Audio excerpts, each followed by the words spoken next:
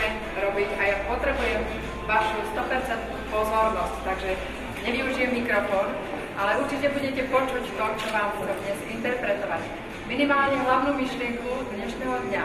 Kultúra je založená na tom, čo sa od ľudí vyžaduje, nie na tom, čo sa im poskytuje. Povedal jeden múdry pán Exupéry.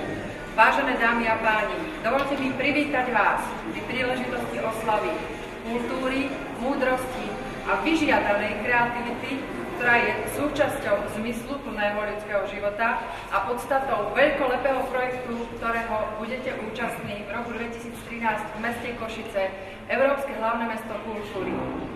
Dovolte mi privítať vás v spoločnosti občianskeho združenia Arten, ktoré prinieslo do portfólia programov projektu oblasť na Slovensku minimálne zastúpenú, a to je environmentálna kultúra. Osobitne mi dovolte privítať dnes zástupcov diplomatického zboru, ďalej viceprimátora mesta Košice, pána inžiniera Jána Jakubova,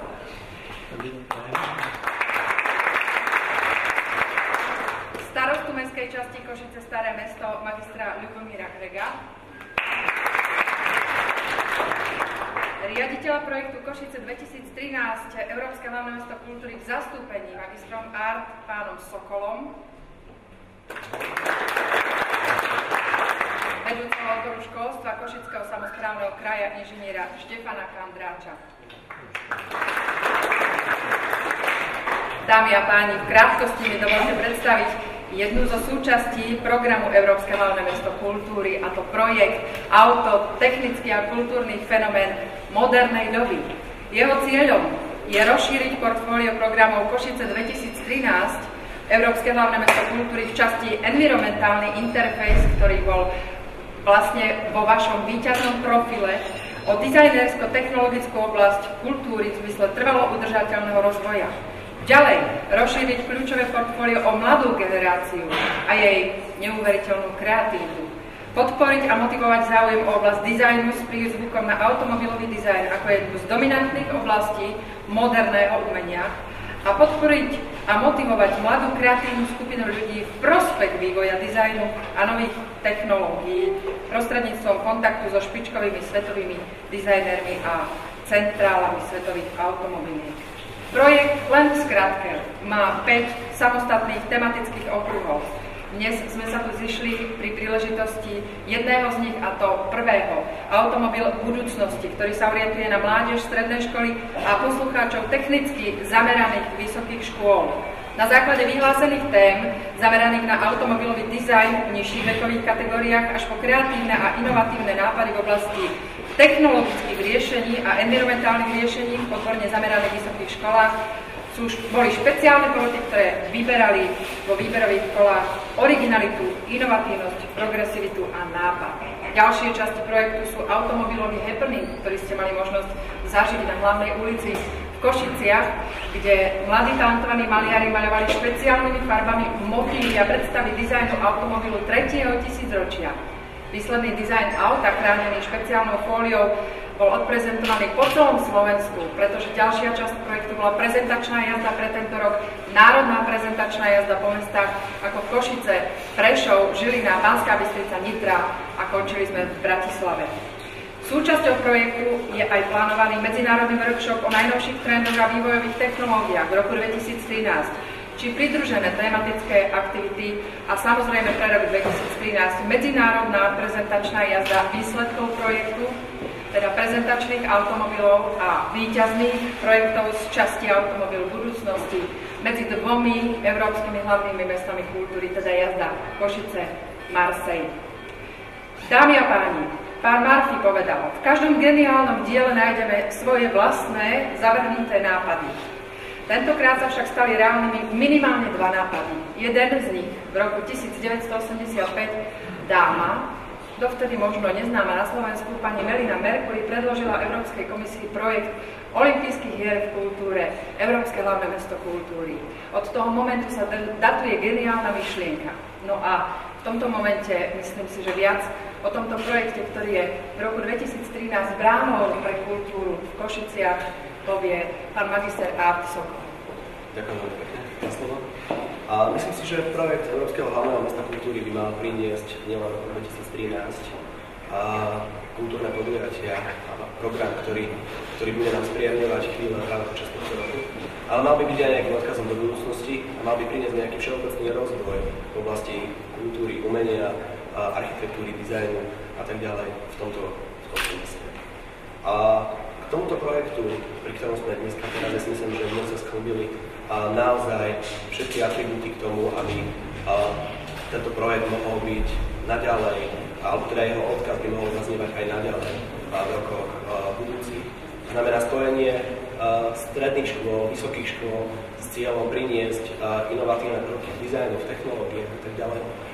Prináša rozvoj tomuto mestu, prináša príležitosť rozvíjať talent mladých ľudí a tak aj nasledovať to posolstvo, ktoré sa stalo v roku 2013 nejakým nosným motívom a toto, čo naozaj v skutočnosti tento projekt narobí a má podporovať kreativitu v tomto meste s tým, aby sme tu mali čo najviac ľudí, na ktorých môže byť toto mesto vyššie.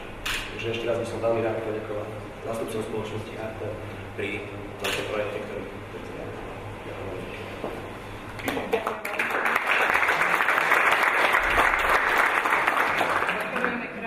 a minimálne tým druhým nápadom, ktorý sa nezavrhol, a to je aj dnešnou témou stretnutia. Je to projekt Autotechnický a kultúrny fenomén modernej doby v realizácii Arten občianskeho združenia. Ja mám po svojej ľavici predsedu občianskeho združenia Arten a ten vám povie o celom projekte a jeho priebehu viac. Pán inžinier Balco. Dobrý deň, vážené dámy a páni. Občianske združenie Arten Košice vzniklo v roku 2011 s úmyslom zapojiť sa do tvorivých procesov iniciovaných ziskom titulu Európske hlavné mesto kultúry pre mesto Košice. Arten občianske združenie chce podporovať všetky aktivity súvisiace s rozvojom informovanosti o environmentálnej kultúre v tom najširšom ponímaní a zároveň aktivít zameraných na špecifikáciu jednotlivých typológií environmentálnej kultúry. Občianske združenie má za sebou spoluprácu na rôznych typoch projektov prostredníctvom svojich zakladajúcich členov, predovšetkým zameraných na kultúru, spojených s rôznym edukatívnym zámerom. Špeciálnou aktivitou občianskeho združenia je spolupráca na medzinárodnom projekte 80 krajín sveta v portfóliu firmy Toyota Cars Dream. Medzi priority práce občianskeho združenia patrí podpora všetkých dostupných aktivít súvisiacich s rozvojom informovanosti o environmentálnej kultúre, interpretácia, informovanosť a snaha o uchovanie a šírenie tradícií európskej kultúry a jej multižánrivosti a variability, ako aj vytváranie predpokladov pre podnecovanie záujmu domáceho a zahraničného auditoria o rozvoj živého vzťahu k prostrediu s prízvukom na úctu špecifikám jednotlivých kultúr. Arten sa rozhodol organizátorom Európskeho hlavného mesta kultúry ponúknuť projekt, ktorý by spájal umeleckú a technickú tvorivosť, podnietil záujem hlavne mladej generácie o environmentálnu kultúru, povzbudil jej obrovský kreatívny potenciál v oblasti technických a dizajnových inovácií, otvoril priestor veľkému počtu mladých ľudí aktívne sa zapojiť do série podujatí súvisiacich s Európskym hlavným mestom kultúry, aby neboli len prijímateľmi a konzumentmi množstva kultúrnych akcií, ale aby ich mohli aj sami iniciatívne spolu vytvárať. Ide nám aj o hľadanie mladých talentov, ktoré svojím myslením a tvorivosťou dokážu konkrétnymi činmi naplniť zmysel nevždy jasného pojmu kreatívny priemysel, teda oblasť, od ktorej celý krízov skúšaný starý kontinent očakáva oživenie ekonomiky, nové čerstvé nápady a impulzy rozširujúce možnosti často prekvapujúceho spájania odvetví, ktorých európsky duch vždy vynikal, to je technického pokroku a kultúrnej vyspelosti. Chceli sme teda nájsť bežný predmet denného používania, v ktorom sa v koncentrovanej podobe zlučuje technická úroveň dnešnej doby s estetickou funkciou. Isté by sme mohli menovať mnohé, od mobilov, MP3 prehrávačov, počítače, tablety a ďalšie.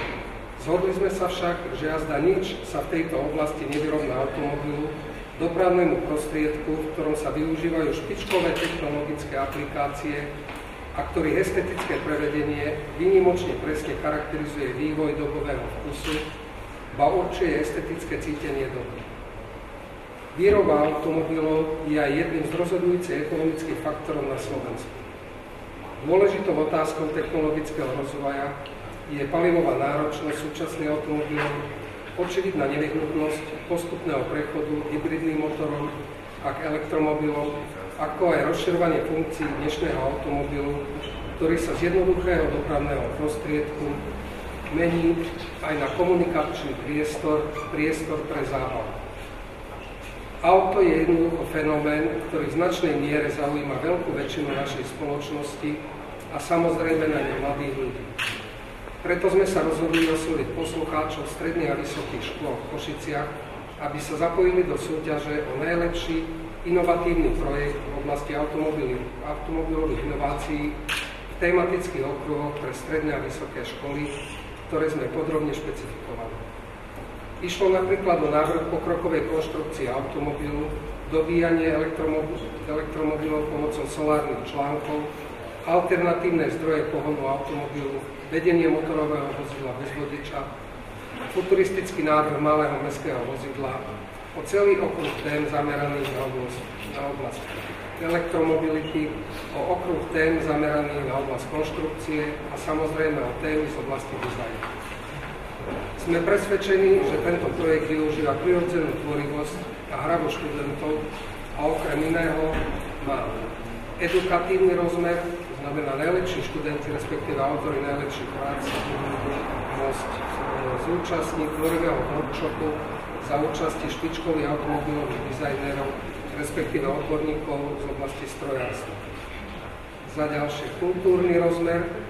Samotná súťaž v kategórii design má estetickú dimenziu a na súťaž nadväzujú ďalšie kultúrne podujatia. Environmentálny rozmer. V súvislosti s témou automobil budúcnosti zdôrazňujeme nevyhnutnosť riešení, ktoré sú priateľské k životnému prostrediu. Aktivizačnú funkciu. Prostredníctvom neho sa o Európskom hlavnom meste kultúry dozvedeli a aktívne sa do zapojili a veríme, že sa ešte aj zapoja stovky mladých ľudí. Propagačnú funkciu. Súťaž so svojimi sprievodnými aktivitami môže veľmi prirodzene, nenásilne a atraktívne propagovať Európske hlavné mesto kultúry doma aj v Európe. Keďže tento projekt vyvolal medzi stredoškolákmi a vysokoškolákmi, partnerskými inštitúciami a firmami, ktorých činnosť sa istým spôsobom spája s automobilovým priemyslom, značný záujem, sme presvedčení, že ide o trvalo udržateľný projekt, ktorý by sme chceli už v roku 2013 rozšíriť, zapojiť do študentov aj do zahraničia, dať mu medzinárodný rozmer a nenásilne mu propagovať aj Košice ako hlavné mesto kultúry a európskej kultúry. Máme tým na mysli dôležitú súčasť nášho projektu, ktorým je automobilový happening a propagačná jazda automobilov. V rámci automobilového happeningu, ktorý prebehol 1. oktobrový týždeň na hlavnej ulici, dostali mladí nadaní výtvarníci príležitosť malovať výtvarné motívy na reálne autá. Pomalované auta boli každý deň na hlavnej ulici v Košiciach a pred Košickým maratónom boli vystavené na hlavnej ulici a v zápäti sa uskutočnila propagačná jazda týchto automobilov v sprievode kultúrneho stánku EHMK s kultúrnym programom po trase Prešov, Žilina, Banská Bystrica, Nitra a Bratislava, ktorá atraktívnym spôsobom propagovala nielen samotný projekt, ale najmä mesto Košice ako európske mesto kultúry.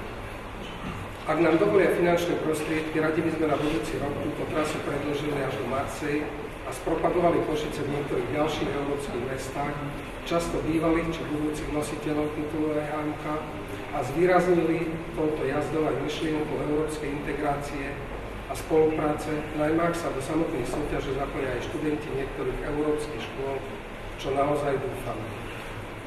Po prvom ročníku súťaže sme presvedčení, že náš projekt sa stal zaujímavým príspevkom